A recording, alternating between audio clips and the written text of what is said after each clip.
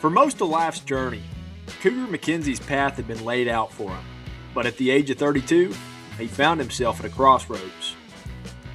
His brief but exciting stint in ladies soccer had ended unceremoniously in a lifetime ban, and without a steady paycheck, he decided to go back to school.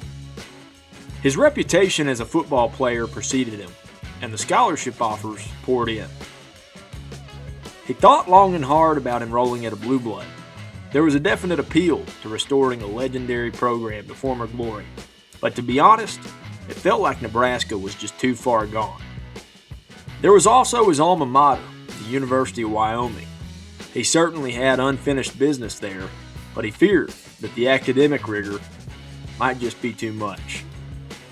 Ultimately, he decided to pursue education at a more appropriate level, enrolling in spring classes at Douglas Junior High. DJHS was a great academic fit. 6 periods of PE followed by football practice, and Cougar had arrived on campus just in time for the annual red and white game, a scrimmage between the 7th and 8th graders. Cougar had been a man among boys in college. In middle school, he'd be more like an elephant among squirrels. On the first play from scrimmage, Cougar learned that his receivers couldn't catch. On the second, he learned that his backs couldn't run. On the third, he called his own number with fairly predictable results.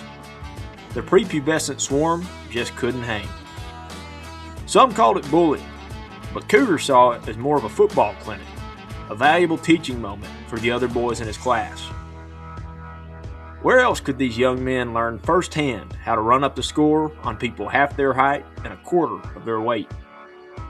He was an Iron Man, playing defense as well, where he threw punishing hits at adversary and ally alike.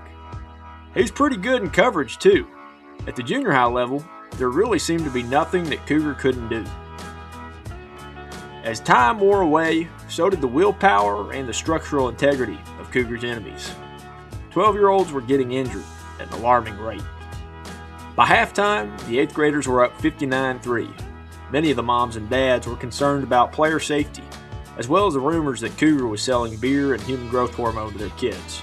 So the assistant principal asked him not to come back for the second half. With nowhere else to turn, Cougar went home. His brother needed help paying the medical bills that had piled up from his chronic condition, getting stung in the face by hornets all the time. They made decent money streaming their backyard bare-knuckle brawls, but their big break came in the form of a phone call from Dana White. He wanted the McKenzie boys to put on their little freak show at the Sphere in Las Vegas, and was willing to pay $1,500 and personally foot a tab at the Golden Corral to make it happen. The fight went about like it always did. The bee-stung brother was embarrassed, but the UFC saw dollar signs and threw Cougar in an Uber to the MGM Grand. Real ball knowers were familiar with Cougar's opponent, who was admittedly kind of a deep cut. But the name McKenzie sold pay-per-views and put rear ends in seats. Ladies and gentlemen, this is the main event of the evening.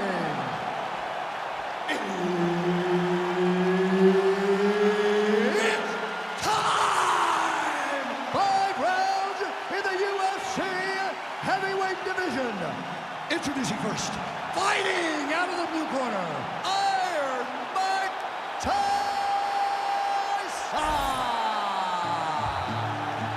To the crowd's amazement, the scrappy underdog from Brooklyn seemed to simply outclass Cougar McKenzie.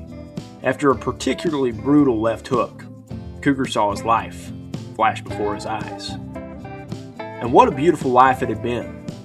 Cougar had known the beauty of nature and had bent it to his will. He'd seen nations rise and empires fall. He'd attacked life relentlessly and left it all out on the field. He'd been stood up at the very gates of hell, and he had never once backed down. He had felt pain, he had dealt pain, he had even taught himself how to fly. He was a wonderful teammate and an even better brother, but it was all behind him now.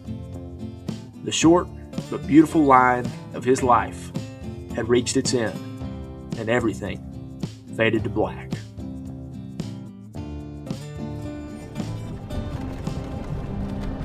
Hey, you. You're finally awake.